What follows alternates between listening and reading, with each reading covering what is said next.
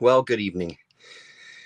Looks like I lied to you the other day when we had a look at one beautiful spring day. Uh, I don't know, man. Sunday has become kind of part of my DNA. It feels weird not to sit here and talk to myself and the few of you that join me live about what I've read. I didn't read a ton this week, but I did want to talk about a few things that I did read, and then we'll end on some Woodring. Um, yeah, so let's start with the quick one first. So I did pick up issue number 2 of Wes Craig's Kaya. I don't have much to say about it. I'm enjoying it. It's fun enough so far. There's some we get a little bit of insight to the dynamics here of a few of our main characters. Is it blowing me away? No, it's totally not. But I do find his art really nice. I really dig his style, and I'm on board.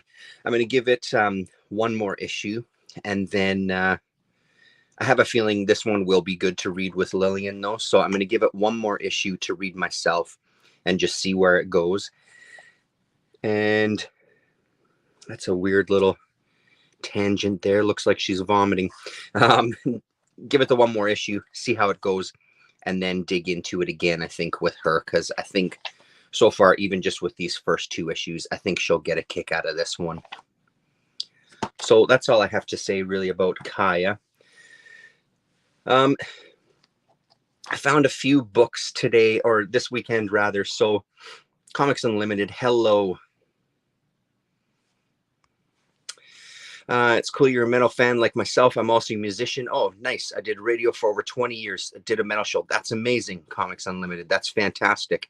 What I'm assuming it was a metal band that you played in. Whereabouts are you located? Where was the show out of, the radio show out of? So when I went to pick up the Woodring book, on the way back, we stopped at Mulvey Flea Market, which is one that I don't often get to. This guy Wally has a booth there. Hello, Damien. How are you? How was New England? This guy Wally has a booth there. Wally is one of the guys who heads up one of the smaller comic conventions that we have. That's pretty much, it's probably like 75% comics, and it's fantastic. I've tabled there before. I've had a table there, me and friends of mine. So I dropped in on his spot, found myself a few things. I haven't read it yet, but I finally found Cat Claw number 1. So I think I'm only missing 1 issue now from this 9-issue run. So I think I've got about the first 6, I believe. So this one I'm really looking forward to digging. That's kind of standing by to read this week. And another thing that I found was the second, I think there was only 2 issues of Renegade Romance put out by Renegade. I have the first one. I haven't actually read it. It was one of those that I grabbed and then didn't get into it at all. This one is a thick son of a bitch. I think the books that I got from him this time, I think were $3 a pop. So this has got a lot of, let's see if we can get some credits here. Steve Lealoha, Colleen Duran, Larry Camp, Trina Robbins, Ned Sontag, Jack Estrada, Dave Hine. Oh, David Hine. Nice. There you go. So that is, and then front cover is Jaime Hernandez, and then colors by Trina. Trina, I'm actually, if you go to, I don't know if anybody is subscribed to the CXC festival on YouTube, but they've started posting a lot of the talks from this year's CXC. Colin was at it, Loading the Cannon was at it, and I've just started watching. I'm about 15 minutes into the Women's Comics Turns 50, and it's an interview with Trina Robbins and Lee Mars, just talking about how women's comics came up or came to be. So that's the Trina link here. It's great. I highly recommend checking out the CXC YouTube channel. There's a lot of good things there. I'm just starting to kind of get into the videos. I haven't watched a ton of them yet. I've watched a couple. but well worth checking out. One of the other ones I picked up was surprised to see another Colin Upton Big Black Thing. So this is the authorized Big Black Thing, and Fantagraphics has been crossed out there and Starhead has been put in instead. So this is number one from that. So I guess Colin's book was canceled by Fantagraphics. Maybe there's a story there. I couldn't find anything online. I'm imagining that it just has to do probably with poor sales, that it just wasn't selling. I don't know if there's a bigger story there. So we get a bit of an intro, and this is a collection. Roberta Gregory helped him piece this together, I believe. Piece this together, and this is a collection of his mini comics. They're okay. I didn't mind him. It was neat to get a little bit of an insight into some of his earlier work. But I wouldn't say that this was my favorite Colin Upton stuff. I prefer the other two issues that I talked about. I think it was last weekend that I spoke about them. It's good though. You know, like this one is a pretty fun one. You get to see him sort of mimicking other styles, including Tintin there, which is very nice. I don't think it was as kind of in depth as the previous stuff. When I posted this online, here's the Happy Hater again from one of our issues before. This time a fantasy appearance on David Letterman, where he slaps Paul Schaefer. When I posted about this on Twitter, Ryan, Four Color Apocalypse, he mentioned, geez, what the heck was it called? Buddha. I don't know if Colin's here in the room. Buddha something or other. I can't remember the title off the top of my head now, but I bookmarked it on my comic shop. Both Colin and Ryan kind of raved about it, saying that it's well worth looking into. I think Colin was saying that it took him a long time to complete that run, so I'll keep my eyes out for that for sure. So yeah, nice to get a taste of some of the other things that he was doing. And then at the back here, so he talks a little bit about recently purchased much of the back stock of Big Thing, so I can now offer the original Big Things at a discount. So I guess when Fantagraphics canceled him, he bought a bunch of them, so he started kind of taking that over and selling them himself. What I didn't realize about Colin, when I was looking him up to see if I could find more about the story, he was actually born here in Winnipeg, which I had no fucking idea until just yesterday or the day. Yeah, yesterday. Yesterday was Saturday. Again, a small freaking world. One of the other books that I found this issue of Stick Boy. I had this one already, and then I've got a magazine size Stick Boy, which kind of, I believe, collects a lot of this or some of the stuff from this. Was it a 5-issue miniseries of Stick Boy? I believe so, 5 or 6 possibly. This was an absolute, this was really, really fun. I haven't read Dennis Warden stuff for a long time. And when I have, it's very, very little bit of stuff that I've read by him. This really sits nicely in the memory of 1990s indie comics for me. Just kind of the things that he's talking about, the way he's speaking about them, the sort of off-color jokes, let's just say, that sometimes appear in this one. This was so much fun. Very funny. He's very funny, but it really does. It feels so much like a 90s comic. This was a pretty good strip. So this is his Stick Boy character. And yeah. Hello, friends. I'm about to enter back into the real world. And he opens the door, and that's what he finds is happening in the real world. And he slams the door toot sweet on that. Which, again, some of this stuff is very timely. It's sort of how that passage, that could be the door to Twitter or social media, and quickly fucking slamming that shit shut. And then we get a J.R. Williams, I believe, doing this one here, Shtick Boy. So this is, yeah, it's really great. So all of these stories were a lot of fun. They were pretty damn funny. I was killing myself laughing at some of it, and my wife was enjoying that funny book out there. We also get Mary Fleener as well, too, a little guest. Hello, Gorvidal. Talking about going to a comic convention. So a nice collection of strips here. And then something that's really something else. Pride is one of the 7 deadly sins. So the last few pages here are just jam-packed with newspaper clippings, cartoons, letters from people, missives from people. And then there's... yeah, actually way more pages, so even more there. I haven't read through every single thing in here. And then some record reviews of punk rock records. And then some books, I think, as well, too. And then on the final page, we get the usual, it can't be a 90s comic without trying to sell some t-shirts. But what really got my interest here were these 2 records here. So there was a 7-inch vinyl record of the Stick Boy Song Contest winners. So I guess there was a contest. There were some winners chosen, and they actually pressed a 7-inch. So I'm going to be hitting up SoulSeek to see if I can find this.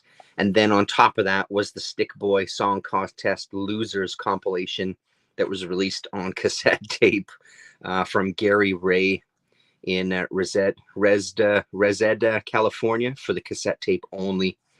So that's very cool. I really want to find that stuff. And then a little Mondo Stick Boy. Stick Boy gets a lobotomy. Stick Boy has a sex change. Stick Boy becomes a beatnik, etc., etc.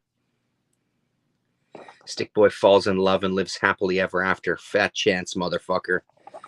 Great stuff. So that's a really fun one. I've kept this out because I do want to read this one again. This is issue 4. Well, it says the last. Oh no, number 6. There we go. Ignore the title; it's almost total lie. But regardless, welcome to Stick Boy number 6. Yeah, so there we go. So I do want to revisit this one. This is a lot thinner than the previous one, but I'm looking forward to this. And then I'll have to dig out the magazine to revisit that stuff. But there you go.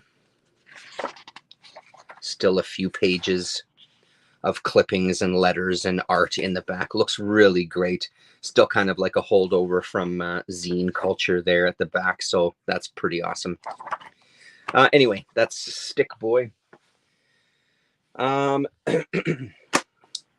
So a book that I know the name, Dame Darcy. I know the name Meat Cake. I've never seen Tongue Lash, Damien. Yes, Tongue Lash. It's a great series. There's 2 2-issue miniseries of that there, Damien. And they're fantastic. Real big Mobius vibe in the art, but really that's a good score that you had there in your pickups. So I think this is 1999. Yeah, 1999. At this time, I wasn't reading comics, period. I think it might have been when I came back to reading comics, it was probably, well, actually, it wasn't too long after this, actually. I'm thinking probably 2001-ish, when we were living in Ontario. I started picking up some books again, but it was more because of where I was living. There wasn't a ton of independent stuff. We were living in Kitchener-Waterloo. I think I was getting a more kind of mainstream comics as that at that point, and kind of dipping my toes back into it. So this one was off my radar as far as independent books go. The first story is written by Alan Moore as well. And it's gorgeous, gorgeous stuff. You can see here right off the bat, this is Hungry is the Heart. And this is the one that's written by Alan Moore. A tale about a baby found in the swamps by a guy who is panning for buttons, I think is maybe the word to do it. sort of a tailor. He ends up dying, and she kind of lives. She carries on and grow. I think he ends up dying when she's about 9 years old. I think, yeah, on Wellington's 9th birthday, she hears screaming from the marshes. Ben has found the Fluxby button, but suffers a mortal rupture. He tells the weeping girl about her origins, then dies. Hello, Donald Rex. How the hell are you, man? Beautiful, beautiful style here. Very busy, that scratchy kind of indie style. But it starts to really open up in some of the later stories here. Let's see. Once we flip past this, and then she ends up dying, getting hit by a meteor. And then this is her strip, Meat Cake. Friend the girl, and I don't remember what the other girl's name is. I don't know if her name is Meat Cake, but we get a nice one-page strip. And then so the rest of the book is taken up with some short stories, and it's really, really fantastic stuff. So this is high on my radar to dig up some more of this. They're going to a fancy ball in this one, and they dig up a corpse looking for some clothes to wear. And the dead come back to life to get their clothes back, basically, and crash this party and chase them out and chase them back home. Fantastic, really fantastic book. Recommended. So this is Dame Darcy, and like I said, this is 1999, and this is Fanta, right? Yeah, this is Fantagraphics. Couldn't remember if it was Fantagraphics or Drawn and Quarterly, but Fantagraphics for sure.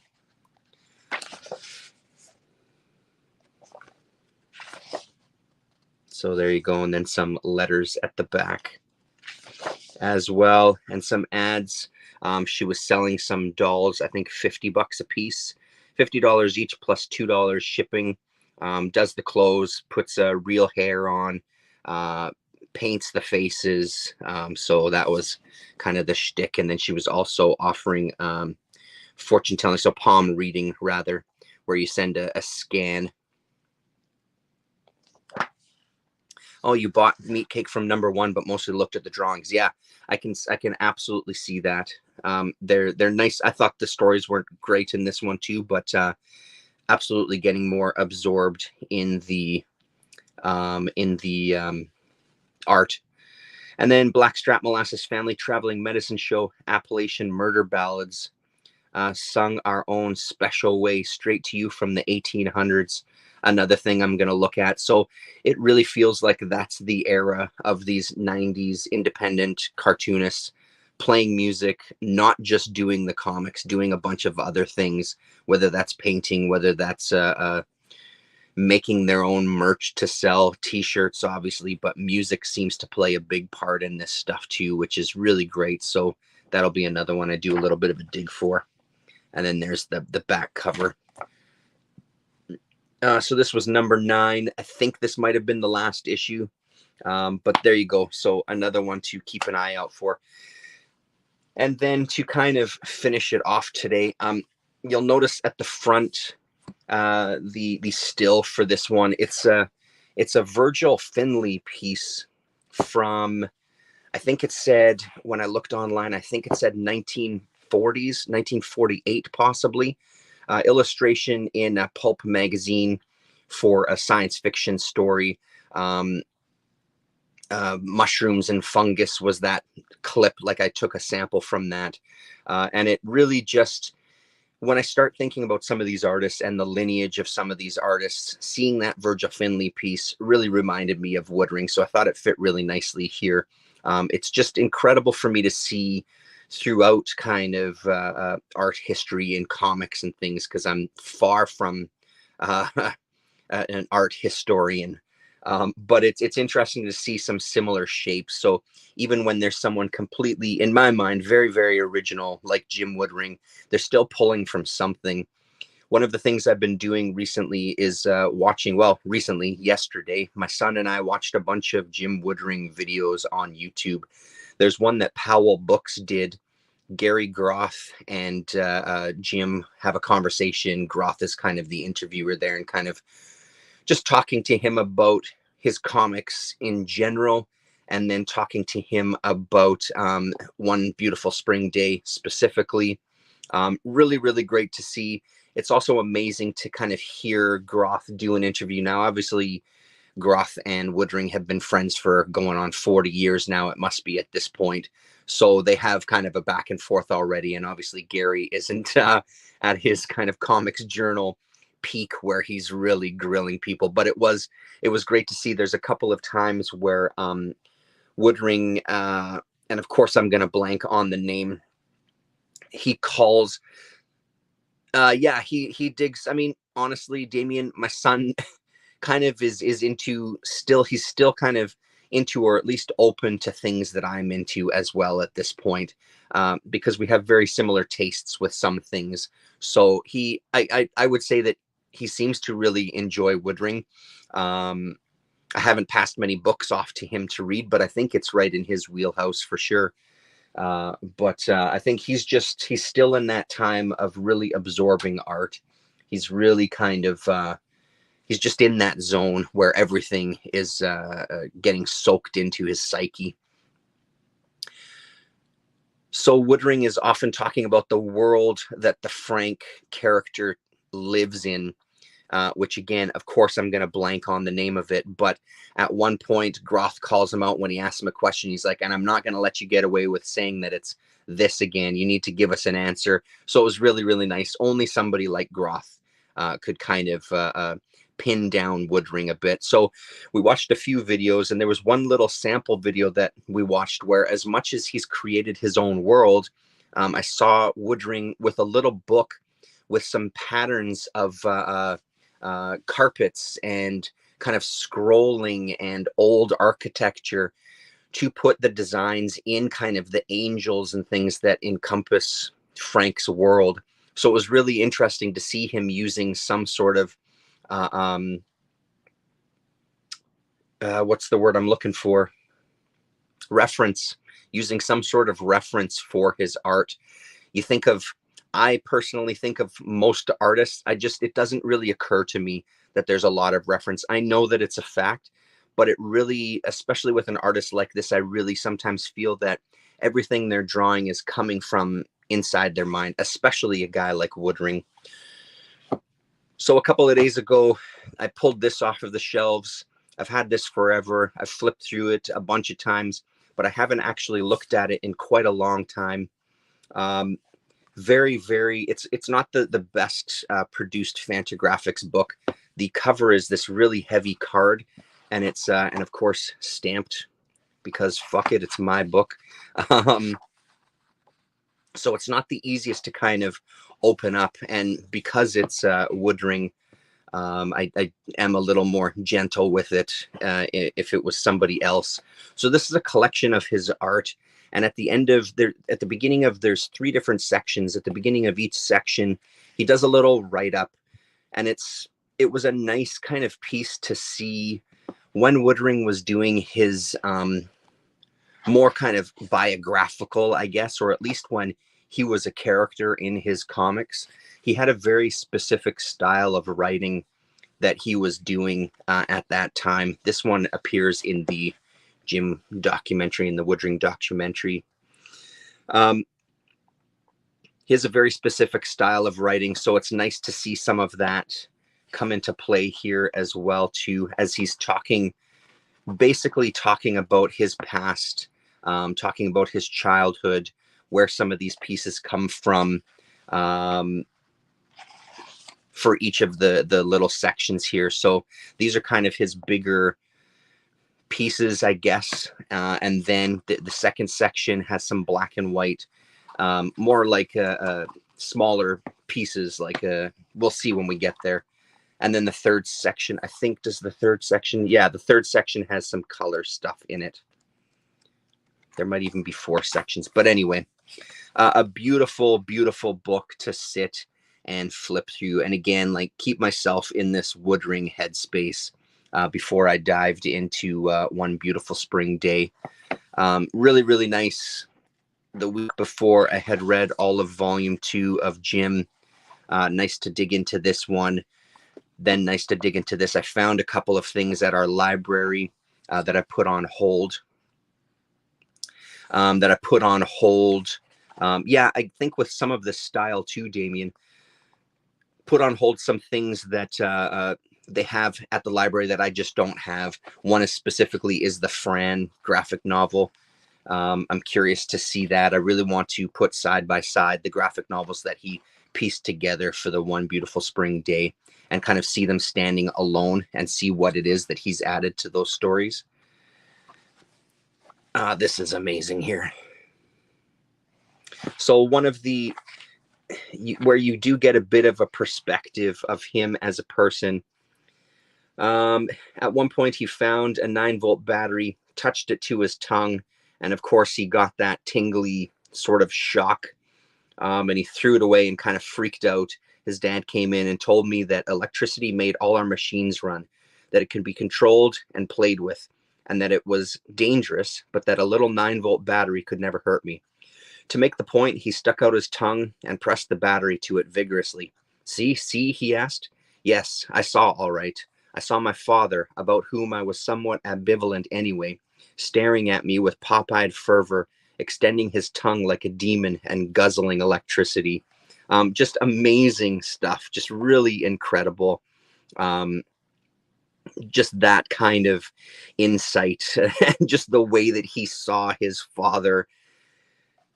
Honestly, Gore, I would highly recommend trying to find the documentary online. I think it does a much better job of answering those kind of questions. He has sort of what sounds to me like sort of a type of synesthesia when he was younger, where he would kind of see things. He even talks about it in the interview with Gary Groth, when he's hit it right on a Frank page, when he's gotten everything placed right and drawn correctly, and the backgrounds in and everything. He says that there's kind of this glow that happens on the page, that's when he knows that it's correct. And if he doesn't see that glow, he goes back and makes corrections. He often talks about when he was younger, he would see these kind of monsters. He would kind of have these waking hallucinations.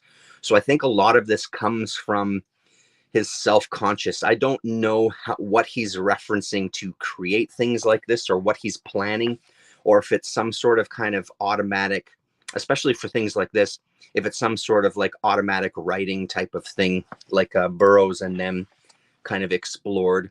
It sometimes feels like that, where possibly he just puts his pencil down and starts going.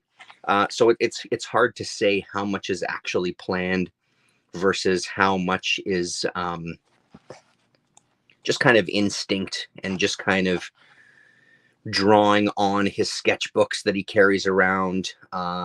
It's really well worth hunting down that documentary. Just type in Jim Woodring documentary on YouTube, and I'm sure it will pop up for you. I'm just blanking on the title right now. Maybe Damien remembers, because I think Damien has seen it as well too. So beautiful stuff. And then we get into his frogs. He's always had a thing for frogs. They make appearances in a lot of his work throughout his time, from the early stuff to even the more recent things. Even in the Frank stories, you get these frog-like creatures. Like, look at this here. It's just, I mean, the guy's unbelievable. Really, really amazing. Yeah, deep, absolutely, Gore. That's a very, it looks like seeing deep sea marine life. Absolutely. I feel like we're watching his process of self-discovery, for sure. It's kind of a horrific, almost religious piece. And then we'll skip ahead to, and this last section here is his color works. What I do love, and a lot of these I've seen before because they appeared in the Jim magazine and stuff. They look like these tin toys, these wind-up tin toys that he kind of painted here. and it just has a title. They don't talk about the mediums, you know, they don't talk about what the piece size was or what it was painted or drawn with, but really incredible work. And there's our frogs again. Illuminations of Jim Woodring. Thank you very much, Damien. There you go.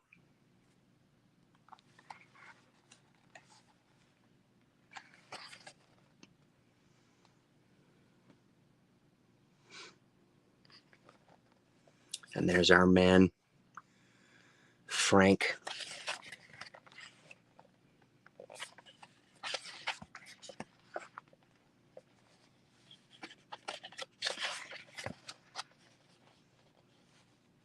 This piece called Whiskey.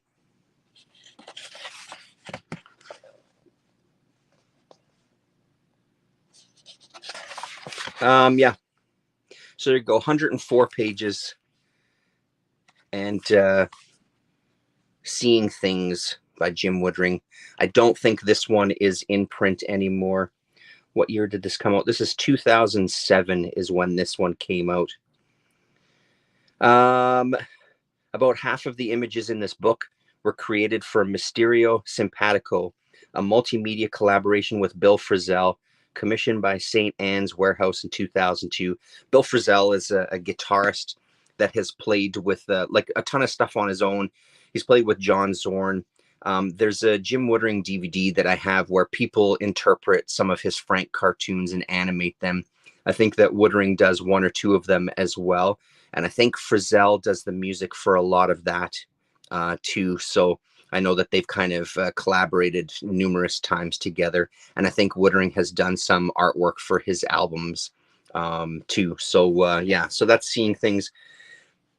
I'm not going to spend a ton of time on this. I did read it. It was fucking amazing. It was just... I'm very, very curious to sit kind of side by side with the original books that were used, that were kind of reproduced here.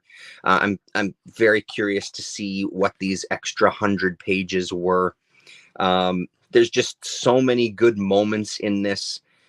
It's for me, when I'm reading this, I do kind of... It's incredible to me how he can still pace out a story even though it's completely silent, from the use of backgrounds, from the use of what else is in the image. You end up kind of speeding up and slowing down, feels like almost naturally. There's kind of a slower pace that I read his stuff anyway, because I do end up looking at each panel, and there is a real sense of animation between, like, you can see that in between, you can feel that space there that gets us from one panel to the other. So as I'm kind of reading through it, even stuff like this, his subtle movement as he's walking and sort of getting mad about what he's seen, it's incredible. One section I did want to go to, there's so many there's so many goddamn things in here, but one thing I did want to just briefly talk about, when he meets Fran and they have this relationship, he starts to realize who Fran is, and she sort of takes off on him. So at first, when she leaves, they have this moment where he's discovered a cave and there's all of these objects there. And one of the objects he puts on his head, and when he pushes a button, it kind of goes backwards through his life. And we see a lot of stuff that we've previously seen in this book. So it gets projected onto this bed sheet, and we start going back in time through Frank's existence there. He ends up putting it on Pupshaw, I think, is this character. I'm always confused by Pushpaw and Pupshaw, but same kind of thing. And he goes to put it on her head, and she just completely wants nothing to do with it, and is kind of horrified and gets angry, and ends up busting it.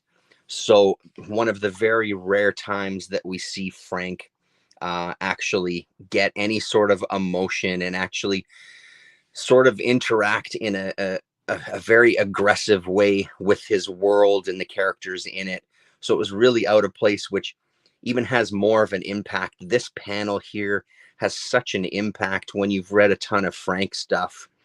You can kind of see the oh, beautiful Donald Rex. Thank you. I'll definitely check it out. You can see kind of the look on her face, and she's like, yeah, fuck that. I'm out of here. So he kind of goes and tries to fix it and sort of sulk off on his own. And when he finally does come to and realize, kind of goes looking for her and realize that she's gone, you can see him again, a rarity for Frank in this world, him kind of breaking down. It happens a couple of times in this book, actually. We start to get a sense of her as she's kind of going back. We don't know where yet. She goes and pulls something out of the ground and eats it. She comes across these two kind of thuggish characters who are waiting for her. But then when we turn the page, we see that she's dispatched them very easily. We don't see how, but she's not someone to be fucked with, basically. Skipping ahead here, we find out that she goes, and there's this real nice subtle moment here too.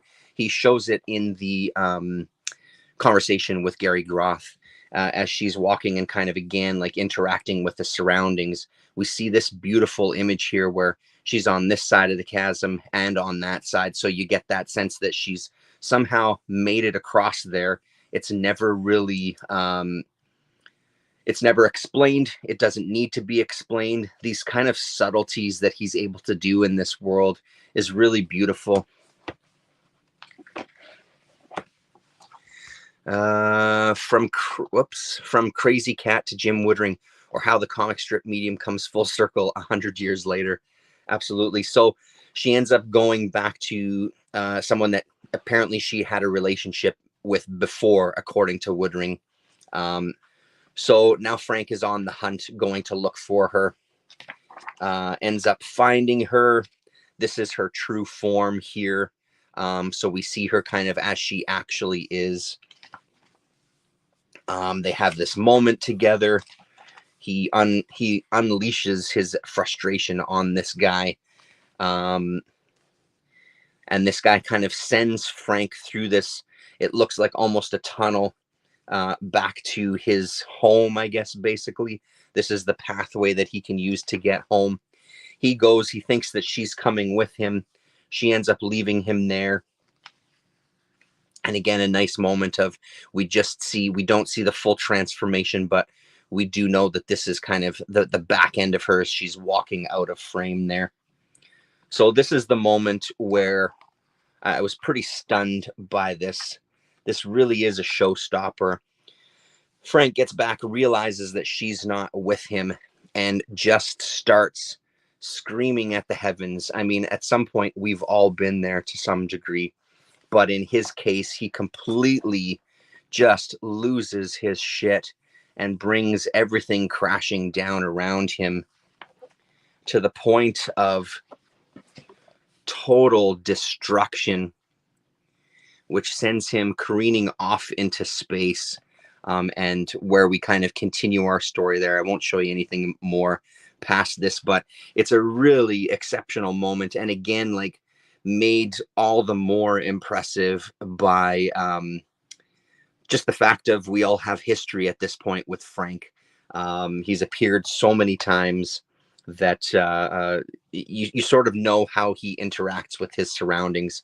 So it's very out of character for him to do that kind of stuff. So yeah, I mean, I could go through every page. We could talk about every single page and it would be a 12-hour video. So we're not going to do that. Needless to say, thank fuck Fantagraphics exists. Thank God they're kind of producing this killer work. Thank God they're keeping this stuff in print. The Love and Rockets reproduction hardcovers are out there. 8-Ball now has the soft cover collected, 1 to 18 issues, number 1 to 18. If you don't know that stuff, get that. There is a cheaper soft cover version of this One Beautiful Spring Day. I think it's around the $40 American mark, somewhere around there. Highly recommended. Check this shit out. I don't think I had much else. I'm still carrying on. Yeah, 12-hour videos, yay. I'm still carrying on with Yummy Fur. I'm up to issue 15. I only have a few left. I have up to 18, and then I have a couple of gaps. So once I've kind of read that, the next few issues, probably next weekend, I'll kind of catch up on what I think of how it's going at this point. So far, as much as I'm still enjoying it, so far, I think those first 10 issues are kind of standalone in how incredible they are. This one still has some fantastic moments, no doubt, but those first 10 issues are really something special of Yummy Fur. So we'll talk about that next week. And I think you just have a look through the stack. I think that is it. Yeah. That's it, everybody. Thank you very much. Gore Vidal, great to see you. Damien, Sleepy Reader, nice to see you as always. Comics Unlimited, thanks for joining us right at the beginning. And of course, Donald Rex, thank you very much. Yeah, and that's something that I'll definitely talk about because the Bible stories in the early stuff, Mark, I think it was the book of Mark, didn't interest me whatsoever. And it actually, I didn't like it. I just didn't like it. This next chapter, this next kind of chunk where they're going into another book, I find it's working for me a lot more because there's more dialogue, there's more character interaction, as opposed to just somebody reciting the Bible and then throwing some images down. I shouldn't say that, not throwing some images down. It's well thought out stuff. There's no doubt about it. But it's just not anything that appeals to me. But the newer stuff, these newer Bible stories are much more interesting. So we'll see where that goes.